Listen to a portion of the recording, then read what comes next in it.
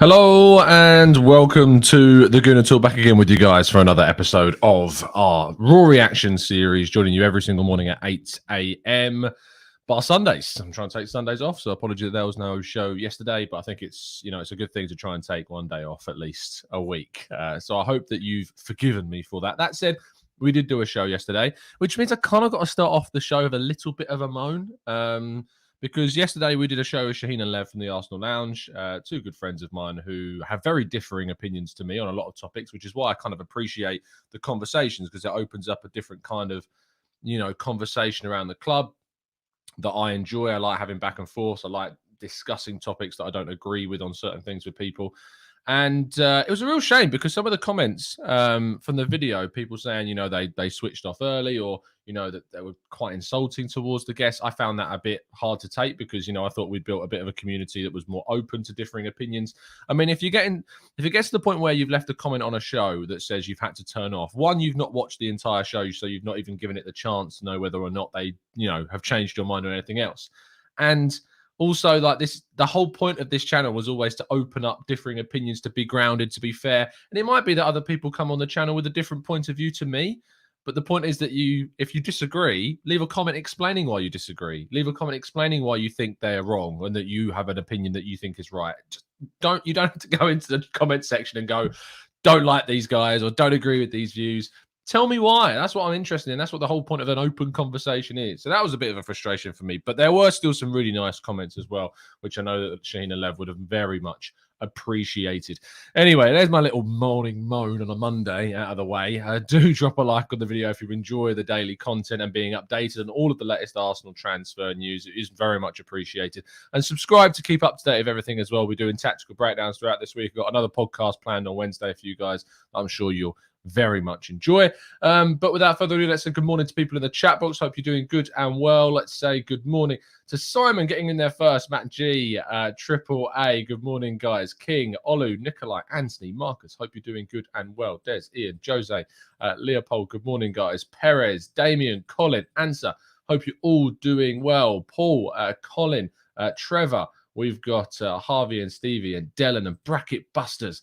Good morning, guys. Hope you're all doing well. And everybody else that's joining us as well. I'm sorry I can't say morning to everybody in the chat. And thank you to Will for becoming a brand new member of the channel. I'm sure the chat box are welcoming you into the TGT family. Thank you so much for helping support the channel. It really does mean a lot to me. Let's kick on with our first story and wishing Nottingham Forest a massive congratulations on their promotion to the Premier League. I'd lived for 3 years in Nottingham, so I do have my affiliations to the city of Nottingham and know a lot of friends up there who are going to be over the moon that Nottingham Forest have got promoted to the Premier League. Arsenal perspective-wise, we've not had all that good luck going to Nottingham Forest. In fact, I've been to the game where I think it was 5-6 years ago, Per Mertesackers, one of his last games for Arsenal, and we got knocked out of the FA Cup, of course, earlier this season. Knocked out of the FA Cup again at the City Ground. But I'm happy that they're there. I'm happy that they've come up because I'm looking forward to going to another away day in Nottingham. So much appreciated. However, what I would say is that Jed Spence's tweet, I know it's a tweet that's tongue-in-cheek and it's poking fun at a manager that didn't give him an opportunity and a chance. But I don't know what it is about these types of tweets that I'm just not fans of. I'm just not a fan of it. The first thing that kind of tweeting after winning a playoff final, going for a former manager, I'm not sure it's the type of mentality that Mikel Arteta would necessarily want at the club either. I wasn't a big fan of seeing that tweet. And the irony is that he's not even a Premier League player yet because he'll go back to Middlesbrough, who weren't promoted. Of course, didn't even make the playoffs in the end. And I'm sure there'll be plenty of interest. Spurs are said to be very interested in Jed Spence. £15 million is supposedly what he would cost. Maybe he's perfect for Spurs or stuff like that. But yeah, not a fan. Anyway, moving to more Arsenal-related stuff. And Bernd Leno may struggle to move on to Benfica, who are the #1 team interested in the German goalkeeper. Arsenal's asking price is £8.5 million, which is about 10 million euros. And Benfica are said to struggle to be able to pay that big of a fee for Bernd Leno. There are a lot of German clubs also interested in him too. We'll see what happens. It is expected that Leno will move on with Arsenal having already signed the replacement in Matt Turner. But Benfica may struggle to reach the £8.5 million asking price. Now, on Sunday, a story broke regarding William Saliba that we did cover. We covered in terms of the blog in Football London, but we haven't covered it in terms of the channel because I wasn't on Sunday to talk about it. But very frustratingly, further reports coming out from different sections of the French media claiming that Marseille have been encouraged by Saliba, that he definitely wants to stay in Marseille. He doesn't want to come back to Arsenal and play second fiddle. It's still going to be one of those stories that until we hear from him or from the club or from a new contract, that he is going to be going back and forth about the Marseille and Arsenal situation. We just need to get clarification from him and from the club. Hopefully, we'll get that soon. Because the club definitely need it. We need to get the clarification on Saliba. And it's interesting seeing some links to centre-backs, which we'll talk about shortly as well. Now, Hector Bellerin may struggle to return to Real Betis because Betis need to ensure that they recover around 25 million euros, according to AS in Spain, by the end of June. And if Arsenal are asking for around 10 million euros, it means that Betis would have to recover 35 million euros. Dani Ceballos is another target of them as well, and they would have to buy him off Real Madrid. So I'm not sure what's going to happen with Hector Bellerin, but what we do know is that Roma have supposedly registered an interest in taking Hector Bellerin next season. It's not worked out with Ainsley Maitland-Niles in a fullback role, and Jose Mourinho is considering a deal possible for Hector Bellerin. But Betis are always going to be the favourites. Bellerin really wants to go back there. He's hoping that a deal can be sorted out between the two teams. But Arsenal also need to secure themselves a good financial kind of incentive to be able to do this deal. And if Betis aren't able to do it, they need to find someone else that is. Or Bellerin's going to end up staying in London next season. I hope that we can sort out a deal for him, but it's proven to be a bit tricky with Betis's financial situation being so up and down. Now, Bayern Munich have turned around to Serge Gnabry and said that they have to have an answer very soon on the latest deal. Supposedly, he has still not answered the 90 million euro contract offer that is on the table for him. It has obviously been up in the air about what his future would be. Real Madrid are said to have no plans regarding a winger, and that would leave the door open for Arsenal to go in for him if they wanted him. But we're still waiting to see whether or not Gnabry will commit his future or has decided to move on from the German champions. I'm hoping and praying and putting everything into any kind of wishful thinking that we might see Gnabry back at Arsenal next season. It still seems a very, very unlikely deal to get done, but it will require him to have turned down this deal and for Arsenal, of course, to make their interest known and formally bid for the player. We'll be keeping you up to date with this story. We'll obviously do a tactical breakdown if the links persist and increase in intensity. I hope for one that this is going to happen, but I would not be putting any money down on it happening. So it's certainly a wishful thinking type of transfer scenario is Serge Gnabry. Now, Gabriel Magalhaes, our defender, has been speaking rather amusingly about Gabriel Jesus. Both of them are playing, of course, together in the Brazilian national side. He was speaking in which he said, "We joke around in the dressing room, but there's nothing certain. Of course, he's a quality player, and if he goes to Arsenal, he would help us a lot." Agent Gabriel doing all the good work we need him to regarding Gabriel Jesus. Keep on plugging away, sir, and do all you can to convince Gabriel Jesus that Arsenal is indeed the right place to come, because I would be over the moon to see a player of his quality join the club this summer. But Gabriel Magalhaes doing all the good work there in the press conferences.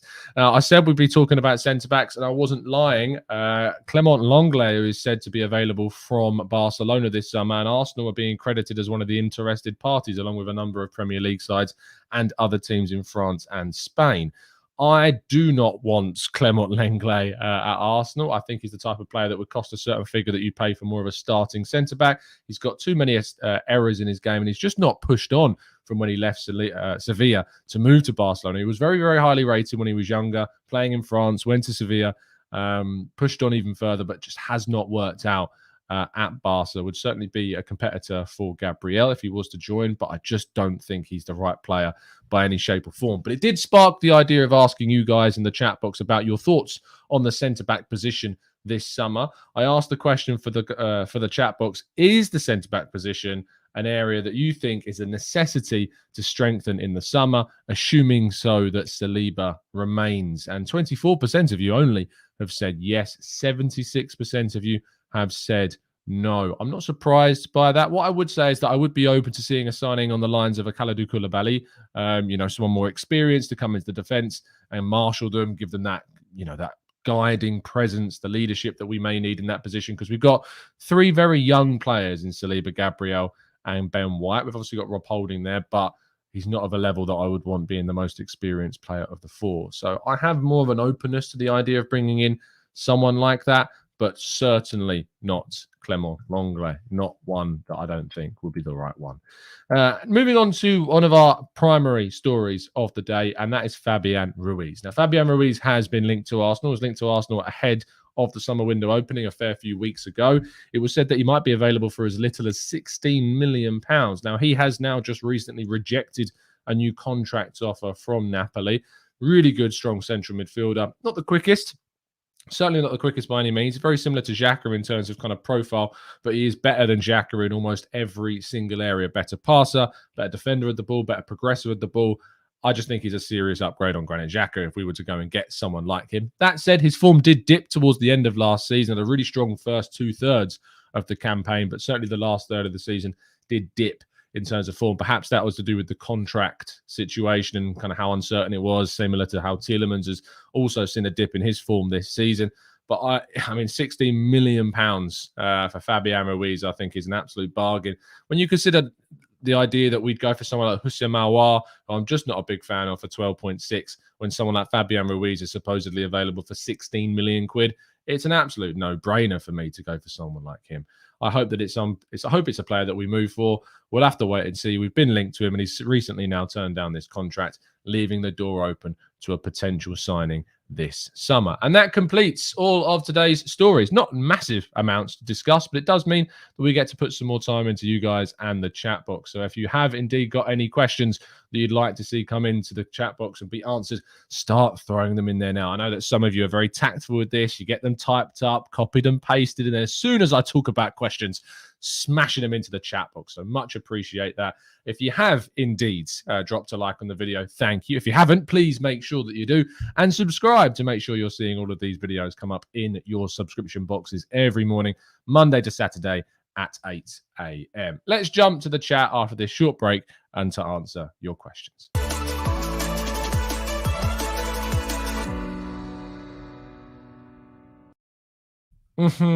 Okay, let's have a look. Jez says 700 of you watching and only 30 likes. Come on, everyone. Let's get that number up. Indeed. Thank you, everyone that's joining us. But please, it really does help us out if you do just click one button. Think about how many times you click your phone every day. Thousands. I'm just asking for one more. Just one more. Please, sir. Zach says, question, what's your take on the Paqueta link? So we're looking to make a bid for him. I did see them. I didn't see them strong enough that I wanted to put them in the slideshow. If obviously it increases, we'll talk about it more in tomorrow's show. But look, he's a fantastic midfielder / attacking midfielder / forward. He can play so many different roles, can Lucas Paqueta. If it was him to be coming into the team, I think he's a great option for us, certainly to compete with someone like Ødegaard, but also to play with Ødegaard, maybe even play with, even kind of as a false nine if we wanted him to. He's very versatile and very, very good. So I would like to see it happen, but I don't see it as a realistic link right now. Maybe that will change in the coming week. Let's go to Gooner Jake, who says, Tom, I think you should cover the Deb Heard verdict reading live just to boost the subs. I'm not a legal expert, Jake, so I wouldn't even dare go into anything like that. Just not there. I have been watching a fair few clips of it. It's rather entertaining. But no, I'm not going to be covering that whatsoever. So Joe Go So Slow, thanks for making your name so easy to say, says, I think we need a backup cam. What profile would you want to see come to Arsenal? I want to see someone that's quite similar to Ødegaard, to be honest. Someone who's, creative, someone who's got great vision, good eye for a pass, good on the ball, technical ability. Because if Ødegaard's not available, I like having like-for-like switches so that you don't have to change your system all that much, especially to positions like number 8. You don't have to change too much about the way you play. It can be really damaging, which is something that we've talked about, the striker position. I get the idea of wanting a contrasting forward. It's something I've even advocated on the show. But, I have come to a bit of a realization that perhaps having two strikers that are quite similar would be better if we had to rotate and change the system that we play. Now, that's not to say that we couldn't have, say, someone coming off the bench of a plan B style of forward. Maybe we can bring in a young potential plan B kind of option to give us something. Maybe Mika Bireth gets an opportunity on the bench next season as more of an aerial presence in the box for us. But I think having like for like, players isn't the worst thing in the world, because it means you don't have to change too much about the way that you play when you rotate the players. Let's go to Dylan. Says, Tom, did you see the amazing refereeing performance on show in the playoff yesterday? Some clear yellow card challenges not given and some serious penalty shouts. Standard Jonathan Moss. Well, you don't have to worry about him anymore, Dylan, because he's retiring. Now that is his last game of his career. So thankfully, we won't have to worry about good old Moss ruining any games. We'll just have to worry about the others ruining all the games, rather frustratingly. Emily says, I'm so tired of this Saliba situation. What about Tapsoba or Ndika? Yeah, me too, Emily. I'm not going to lie. The Saliba situation is tiring. It's frustrating. It's monotonous and kind of metronomic right now. I'd rather see us just get this sorted out. Either he tells us that he wants to stay, or the club tell him that they want him to stay, and then a decision's made, and then we deal with what comes next. But we just need clarity as a fan base, really, to kind of put this story to bed. But yeah, Tapsoba and Ndika, two good players in the Bundesliga that have done very well. Ndika in particular has impressed for Frankfurt. Not really sure how Tapsoba's got on this season. We did a big piece on him last summer when we were linked to him before, but I haven't kept up with him. But Ndika, I'm aware of, has done very well indeed. Hamster says, do you think there's any threat we will sell Saka in the next 2 years? If we miss out on Champions League football each year, there's always the possibility that he would want to search out Champions League football. So we've got to be careful about that.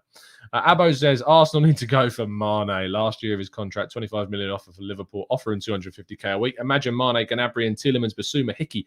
Do it, Arsenal. Yeah, you're dreaming, mate. You're dreaming. Rich says, Tom, do you think getting a centre mid like Tielemans or Ruiz would be more important than getting a winger like Gnabry, as good as he is? It's a good question, Rich. I think in terms of priorities, central midfield is above wide forwards, but the priority is to get both. We absolutely need to get both. For me, we need a wide forward and we need a central midfielder. That is what we need. Benji says, since we're extending Eddie, I'd consider Paqueta or Scamacca along with Jesus. Something about Osimhen screams injury prone. I don't think that's fair. He suffered with a facial injury, which is not something you describe as injury prone for a long time. I don't think you need to worry about him being too injury prone, but there are issues with his past. I get that. But it was a facial injury that kept him out of much of last season, which I'm not sure is fair to pin on him as a reason not to sign him, in fairness. Olu says, Paul Tierney, who gave the dreadful penalty against Spurs, was on VAR yesterday and ignored two clear penalty shouts. No consistency, no accountability. Absolutely. Daniel says, Terry on Football Terrace is saying Kane to replace Mane at Liverpool. What's your thoughts on that? I'd be shocked if that happened. I don't see that happening. Yeah, it would be a mental deal if it did, but no, I don't see that happening whatsoever. So Koob says, we need 3 or 4 players going into our first 11. That is the next step we need. How about Basuma, Tielemans, Jesus, Gakpo, and Hickey? If that was the players that we were signing in the summer, I'd be very, very happy with them, but I do think we would need another forward, arguably on top of Jesus and Gakpo. But look, if it was those 5 players to come into the team, I think that's a very, very good summer transfer window. Rahil says, today is Eddie Nketiah's birthday. Are we getting a new contract extension? Well, what we have found is what Arsenal do like to announce their news at 9 a.m., which is obviously just after this show finishes. But if we do see any news on a new contract, we saw it with Arteta's contract, we saw it El Neni's contract, it usually drops at 9. So if you don't see anything before then or after then, maybe we'll be waiting for tomorrow. Wes says, Nottingham Forest, one more team bigger than Spurs in the Premier League. Great comment. Let's go to Rahil, who says, oh no, we've got that one. King says, is there any news on the Saliba situation? Arteta has already said that he is coming back. So as long as Saliba has not said anything else, surely it's just BS from France doing everything to keep him. Maybe it is. We've not seen particularly reliable information come from France on this topic of late. And it is, always being hyped up, and in particular, Get French Football News, as we know, do publish a lot of Arsenal-related stuff because it is very popular, and getting any kind of news out there. The source for the news that dropped over the weekend was not a source that I'd seen used reliably in the past. Not saying that they're not reliable, but not someone I've seen referenced all that much it did seem a little bit like, there was an opportunity to create a little bit of something around it, but I don't buy into it all that much at the moment. Lewis says, if we get Gnabry, do you think Saka can play at cam? Might lack the same vision, but think he'd be great, or get a second midfielder to push Tielemans into cam and to rest Odegaard. I think that Gnabry can play with Saka, can play instead of Saka, can play as a striker. People get very attached to the idea of Saka playing every single game in every single same position.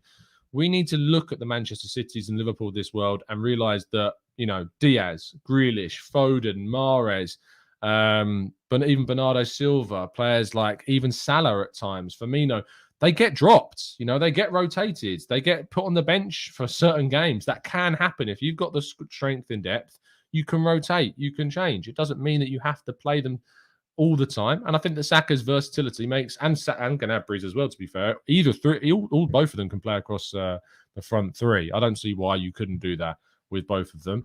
So yeah, I think it's a very feasible thing to see them play together, but we need to get not bogged down in the idea of what happens to this player if we sign this player. You need to be ruthless in the market if we want to go places. So we need to make signings that's going to be to the benefit of the club. Dave says, are we happy pursuing a Man City style of play, possession-based, rather than a Liverpool all-out attack? Yes, I think so. I think Arsenal's style, heritage, just being represents that of more of a possession-based, good-looking football, dominant performance. I would rather that style. I think it's better. I think it shows more defensive solidity, and we need to add and improve to that as well. But we have improved our defense. 12 clean sheets last season is representative of that. The number of goals we conceded is still a concern. I think that is pointed towards the young team, that when we do concede, we tend to concede multiple times. But if we're able to shut teams out, which we did very well for 12 times in the Premier League last campaign, which is our most since 16, 17, it shows that progression in the defense. It shows we're improving. And we lost so many key players at certain points throughout the campaign. Tierney, Tomiyasu in particular, Partey, of course, too, that really did harm our defensive record throughout the end of the season and cost us top four ultimately as well. Paul says, do we need a new right back and new left back, or would you take a two-footed? I would have a two-footed option like Hickey. I think that's good. We've got Tavares. I don't think he's done. I think he's still got a chance. We've got Brook Norton-Cuffy coming through. I think adding just the one versatile fullback actually gives us more wiggle room with the players that we've already got here, and also in terms of investment into other positions in the transfer window. Guy says, do you realistically think that Nketiah would have signed a new contract if the club's plan was to still sign two strikers? Realistically, probably not, Guy, but I'm still looking at Arsenal to bring in two forwards. I'm not getting too married to the idea of them both being strikers. For me, I want them to be forwards, one being a striker, a Gabriel Jesus, who in fairness can play in a wide area, and then more of a wide forward who has the capacity to play in the middle, like a Cody Gakpo as a possible example of one of those. That's what my expectation and my hope and ambition is for this summer. I keep saying January, for this summer transfer window. Nyekanyezi says, Tom, are Arsenal really interested in bringing in Gnabry, or is it just the fans who want to see him? Arsenal have an interest in him. This has been confirmed, but it's whether or not they'll act upon that interest. There's an interest from Arsenal. That was confirmed by Christian Falk at Sport Bild in Germany. If you consider that a reliable source, then that's the information where it's come from. So I think that there is a chance, but I wouldn't be betting any significant amount of money on that kind of deal happening. Hector says, could Smith Rowe or Bernardo Silva type player in the future? Could he become kind of that style of player I want to see him play? Sure, I think there is potential. He's versatile. He can play wide. He can play central. I think he can play that deeper role if he was developed a bit more there, but his form did drop off considerably towards the end of last season. Ugang says, seems Arsenal doesn't learn from its mistakes. Still no concert link for a solid centre mid. I disagree with you, Ugang. We've seen a strong link to Yuri Tielemans, and we've seen strong links to a number of fullbacks such as Nahuel Molina, Aaron Hickey, Matthias Oliveira, who's now moving to Napoli. DeMarco at Inter Milan has also been linked. So I do disagree with you, gang. I think that we have seen significant links to both centre midfield and fullback positions. Anthony says, when is Tierney set to return? For the start of next season is the aim. Whether or not he is fit by that point, we don't know. But that is the aim for what Arsenal want to see him back for.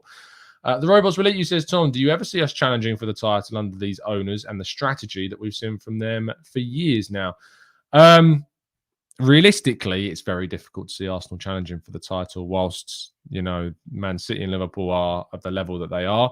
If Arsenal continue to spend like they did last summer, then yeah, I can see it because, we spent £150 million more than any other team on players last summer. If that form continues and we continue to spend at a level that is, competitive with those teams, then yes, I do. But it needs to be done consistently, it needs to be done successfully, and it needs to be done over the long term, not just these kind of short spurts of spending big money in certain windows. We need to make sure that we're doing that, consistently, which is always going to be the big question. Let's go to Brent, who says, thoughts on bringing in Foster to mentor Ramsdale and Turner? I am open to the idea of us bringing in an experienced goalkeeper. I suggested Tim Krul, who, has only got, I think, a year left on his deal, maybe even less than that with Norwich. I think there is options out there for experienced goalkeepers that could come in to be a third choice. I think it's a position that maybe we are leaning too heavily on Artur Okonkwo for. I think we need to look at someone who could come in. Who that is, I don't know. Is it Foster? Maybe. Is it Tim Krul? Maybe. We'll have to wait and see. I don't think Foster would be happy being a third choice goalkeeper, to be fair. I don't think he's of that point in his career. I think he's good enough to still play for a lower end of the Premier League, high end of the Championship club, to be fair. Samia says, Tom, do you think we desperately need a physically imposing and fast striker? Fast? No. I think speed in terms of strikers is something that is wildly overrated because of video games, typically, especially the way that Arsenal play. We don't play the style that leads to strong counterattacks. We don't play the style that leads to playing strikers in behind all that often. Our main style of creating chances to use the wide areas and then to get those low-driven balls into the box or those incisive passes through the lines when we're in and outside the box, which we need strikers with good finishing. That's the main quality that we need to look for in strikers, is their ability to finish, their movement, and their creativity. We need players that can link up the play as well. So fast, no. Physically imposing, I think we maybe need to add more of that to the team, especially in the box, but it's not necessarily a necessity for me. I want to see someone who's clinical, someone with good movement, and someone that, just links in well with what we've already got at the club in terms of, the players that we have and that meshes the best with the players that we have as well. A couple more questions before we wrap up. Marcus says, so Liverpool's quadruple ends up a cup double, which we did in 93, with far worse players, and not scoring in any of the three finals. So are they that great in big games?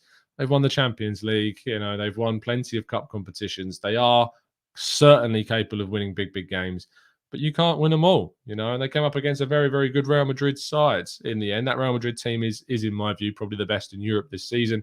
Smashed La Liga. I've got the best player in the world, in my view, right now in Karim Benzema, and some of the best young players in the world too.